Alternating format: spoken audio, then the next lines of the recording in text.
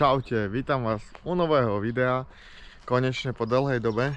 Chcel som sa vám takto pripomenúť, keďže mi trošku chýbalo natáčanie a v podstate na Škodovke som spravil celkom dosť veci, no celkom dosť, nejaké tie vecičky som porobil, tak by som vám chcel aspoň takto v skrátkosti, našiel som taký flag.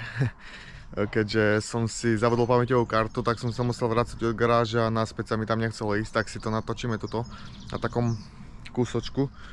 No a skrátka, niečo som opravil, niečo sa pokazilo. Prešiel asi mesiac aj nejaké tie dni, odkedy som bol na gafe. Takže poďme si ukázať, že ako ten mesiac prebiehal, čo všetko som spravil. No a aké mám pocity celkovo z toho, že jak sa to auto správa, no. Takže tu ju máme. Fešandu. A celkom pekné miesto, čo na to poviete? Také, že aj tento pohľad sa hodí na nejakú nadhľadovú obrazovku, alebo čo? No ale aká je pekná, tak sa aj kazí. Takže v skrátkosti môžeme sa pomaly do toho pustiť. Prvú vec, čo som zistil, je asi, že tie 165-45 R16 sú gumy, ktoré sú tak jedine pekné. Nič viac. Sú pekné, nastrečované, ponastreľované, ale samotná jazda s nimi je katastrofa. Keďže strašne to nabíja, tak si nemôžem užiť poriadne jazdu, keďže tu máme väčšinou celkom také rozbité cesty. Tak musím chodiť pomalšie, ale keď je dobrý asfalt, tak sa aj dobre dá jazdiť. To som spokojný. Prvú takú vec, ktorú som si všimol, je, že obul som 205-45 R16.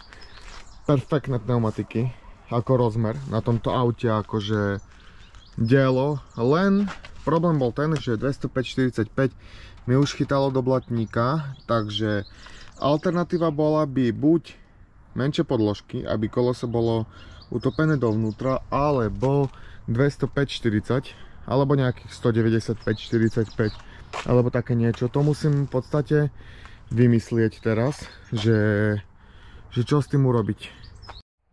Normálne mi až zastal dých, keď som tu videl nejakého psa bežať, ty kokos. Jasné, že som musel už posunúť auto pred chvíľkou, lebo som niekomu zavadzal. Ale to je jedno. Ďalšiu vec, ktorú som si všimol, že keď sme išli na gafu a to auto mi strašne plavalo, tak problém bol ten, že my sme išli celý čas na voľnom naboji. A to koleso sa na zúbkoch takto posúvalo, pod zaťažou sa zaprelo, pri povolaní plynu zrobilo toto. Ja som rád, že my sme dali 650 km bez toho, že by sa niečo stalo. Akože som mŕte rád. Ako dobre, máme tam držak strmenia, ktorý nám podržal ten kotúč a to všetko, že tam bol len minimálny výkyv. Ešte doteraz, neviem či vidno, je hránka na kotúči, ako to tam čúchalo. Za jazdy už sa to pomaly skoro vylešťuje, ale to je akože masaker vec, ktorú som zistil a som rád, že sa nič nestalo. Ďalšia celkom dôležitá vec, ešte keď sme pri tých kolesách, je, že používal som na kolesa prípravok a zistil som, že kolesa boli pôvodne matné, ale boli bez laku matné. Tak som proste sa rozhodol, dal som namiešať podobný odtieň, no a dali sme to už do normálnej metalízy s lakom. Myslím si, že teraz vo finálnom tom takom výsledku, alebo jak to nazvať, sa mi to páči ešte viac. Som viac spokojný s tým, ako som bol. Takže asi tak. No a poďme k ďalšej veci, ktorú som urobil. Trošku mi predok stojí vyššie. A to je len z toho dôvodu. Hneď si to ukážeme, len vytočím volant. Dúfam, že bude dosť. Tak, myslím si, že to by malo byť vidno. Že sme mali problém, že nám búchalo rameno tuto o karosériu. Za každým, keď som prešiel po jame, mi to rameno urvalo tuto po karosérii, tak som sa rozhodol otočiť ramena opačne. Zoberiem si takto svetlo, aby ste videli. Takže ramena otočené opačne a už konečne viem, prečo sa tie ramena opačne otáčajú. Hľadal som niekoľko návodov a niekoľko ľudí som sa pýtal a odpoveď bola, že skrátka sa to takto robí, že takto to je lepšie, keď spúšťaš auto, že auto bude stať nižšie a podobné veci. Je to totálny blúd. Takže, kto to bude robiť v budúcnosti, je to len preto, aby nebúchali ramena o karosériu. Len preto, keď dávaš auto dole, otáčaš ramena, aby ti netrepali o kasňu. To je jeden jediný dôvod, prečo sa tie ramena otáčajú opačne. Akurát to, že sa mi trošku auto dvihlo vyššie tým, že to začalo ako keby šponovať to spodné rameno a vždycky keď som dvihol auto, tak mi aj to koleso tak keby spadlo a teraz je to napevno, takže by som povedal, že je to teraz lepšie. Pri spustenom aute, rameno otočené opačne, dobrá vecička. Inak žiaden zmysel iný to nemá. Len aby to nebuchalo, aby tá pružina nevrzgala, hej, a nebuchala o to spodné uloženie. Na tento účel to slúži. Esteticky to síce najkrajšie nie je, ale dá sa. Dá sa s tým jazdiť. Takže asi tak. A ďalšiu vec, ktorú som urobil, je, že som dal čierne lišty, keďže ešte tu mám, pozrite sa, pôvodné, zabalené, chromové, ešte som nestihol odniesť do garáže. Dali sme čierne lišty, nové, nepobité, nepozohinané ako tie pôvodné, takže opäť ďalšia vec, ktorú som spokojne, mal som dilemu, lebo som nevedel vyriešiť, že odkiaľ čierne lišty. A pozrite sa, stačí poťukať do internetu a máme to vyriešené. Takže namontoval som si aj budík, natlak turba, aby som videl, koľko fúkam. Zatiaľ sme zrobili na aute nejakých 1700 km, takže asi tak, alebo 1800 a k tomu sa dostaneme o chvíľku, ale prv si ukážeme, ako tento budík funguje.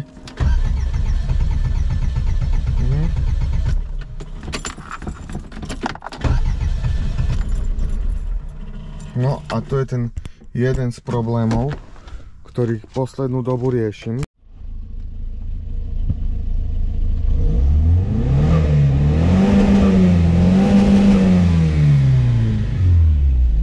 Takže asi takto. Aspoň vidíme, že jak ten budík funguje a poďme na ten ďalší posledný problém. No, pred tým posledným problémom je, že za tých 1700 km sme asi spálili 4 litre oleja. No a poslednú dobu nás začal agregát veľmi nepočúvať. Pozrite sa, ako ten olej vytrepá po motore, bandaska s vodou, jedna v aute a môžete počuť sami, ako to tu buble. No a stalo sa to, že už pred gafou sa začal hriať, tak sme vybrali termostat, no a potom sme mali problém, že ten motor sme nemohli zohriať a sme stále jazdili na 60-70 stupňoch. No a proste jedného dňa, prednedávnom, asi 2 dní dozadu, som ju nechal bežať na voľnobehu a som na ňu trošku prezabudol. A tým, že ja mám vypínač na ventilátor na vypínač, nemám automatický spínač, tak sa stalo to, že sa prehriala na 100, asi 100 alebo 110 stupňov.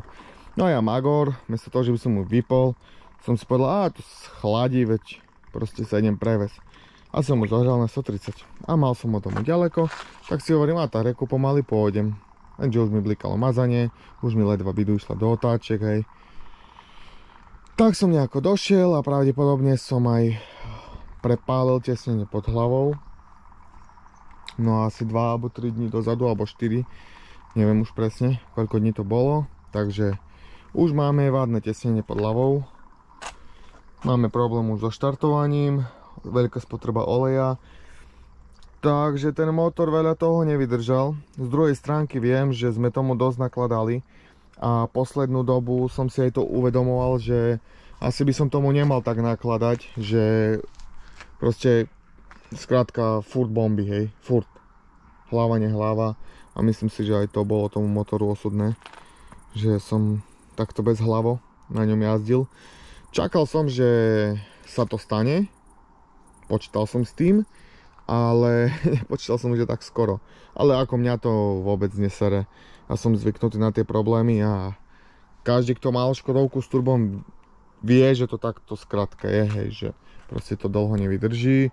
A viem, že teraz nejakí múdrci internetoví mi tam začnú niečo písať, ale ja som to takto chcel a viem, mal som dať hliníkové tesnenie pod hlavou, či medené, alebo plechové a viem, že ten motor nevydrží s turbom a podobné veci. Áno, ja to všetko viem, takže asi tak, to je môj odkaz pre vás. No ale to je jedno. Takže zohnal som druhý motor, Feliciu, aby sme boli v obraze. Tú Feliciu tu šupnem teraz, motor, v najbližších dňoch, týždňoch.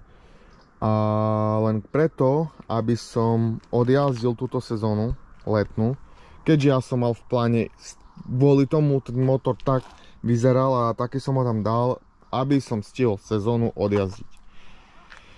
Takže chcem tam dať Feliciu a tento motor si už konečne môžem rozobrať s tým, že pôjde všetko nové. Už sa vylešťa kanále, zrobí sa sanie,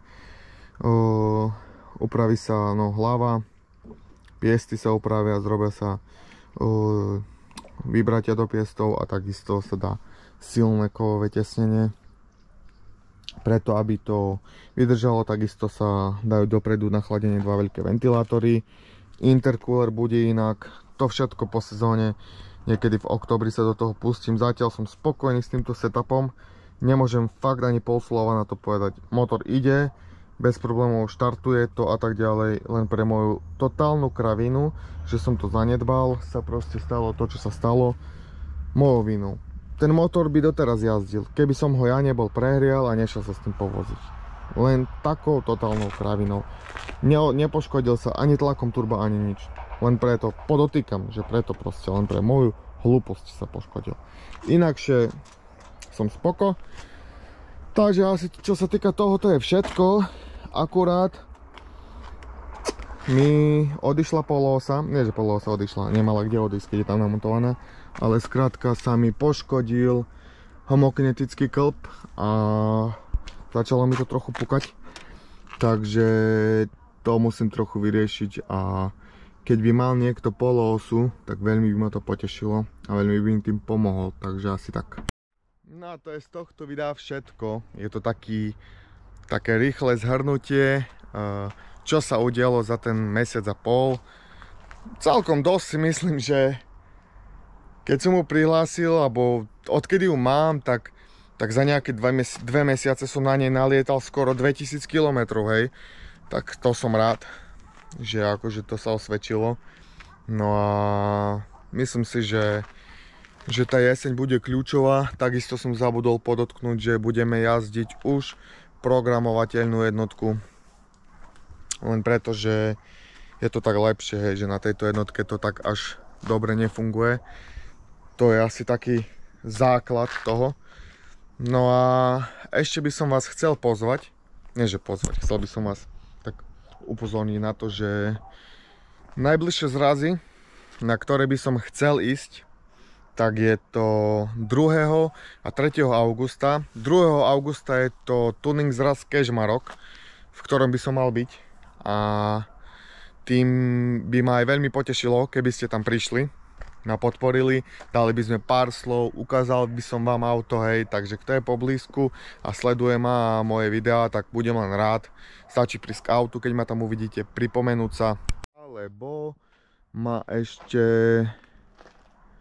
môžete vidieť 3. vo Fričovciach pri Kaštieli. Takisto sa veľmi teším, je to veľmi pekný zraz. Video z minuloročného zrazu, alebo z 2 roky dozadu, ktorý tam bol, nájdete u mňa na mojom YouTube kanáli. Pozrite sa, fakt zaujímavý zraz. Pekné auta, pekné prostredie.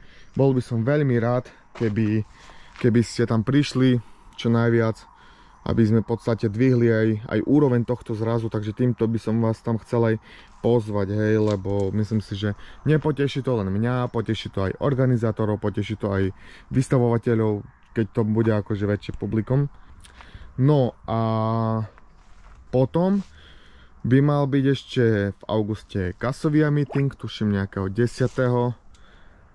v Košiciach. To si musíte vyhľadať, to som nie na 100% si istý. Budem si tam posielať registráciu, takisto. Tiež tí, ktorí ste z Košic, tak budete môcť prísť, ukážem, môžete si sadnúť do autíčka, potúrovať.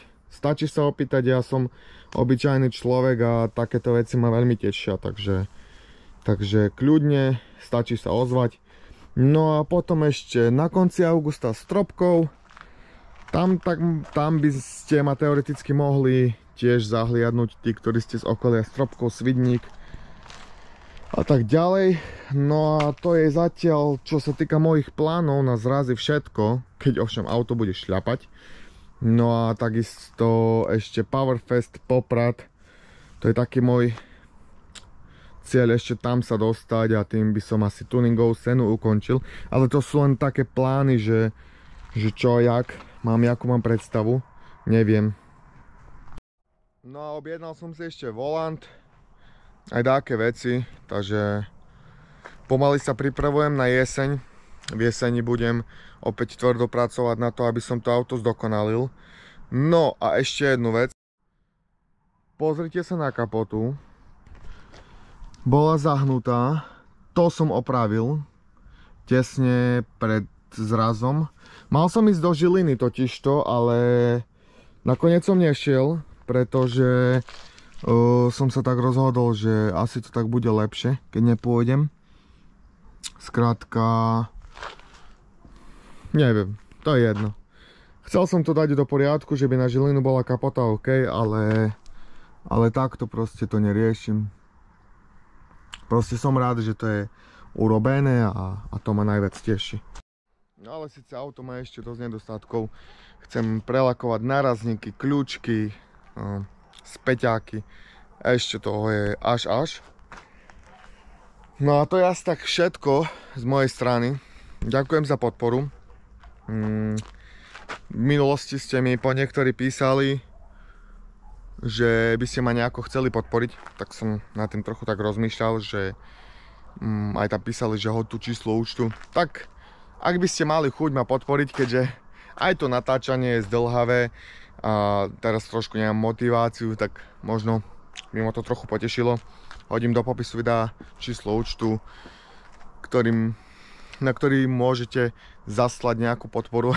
Neberte to ako to, že to od vás žiadam, ale písalo mi viac ľudí, ja som sa veľmi tomu stránil, no a som to prekonzultoval s niektorými, či už influencermi alebo kamarátmi a povedali, že veľa ľudí to takto má, že kľudne si to mám dať, je to nestranné, tak si to tam dám, ale to je mimo tému. No a to je asi z tohto videa všetko. No a nakoniec si ešte dajme nejaké tie zábery Škodovky, lebo tuto v tom prostredí je to veľmi pristane.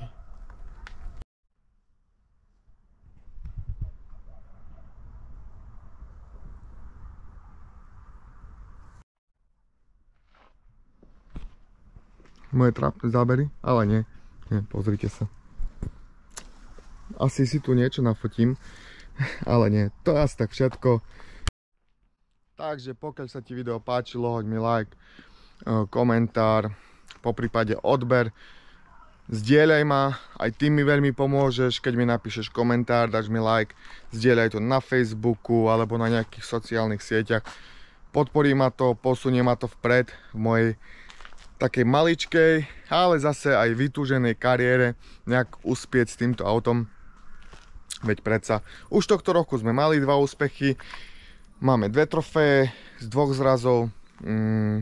Si to nemám nikde zverejnené, ale určite to nájdeš na mojom Instagrame, ktorý takisto hodím do popisu videa. Takže ešte raz sa s vami lúčim a vidíme sa na budúce. Čaute.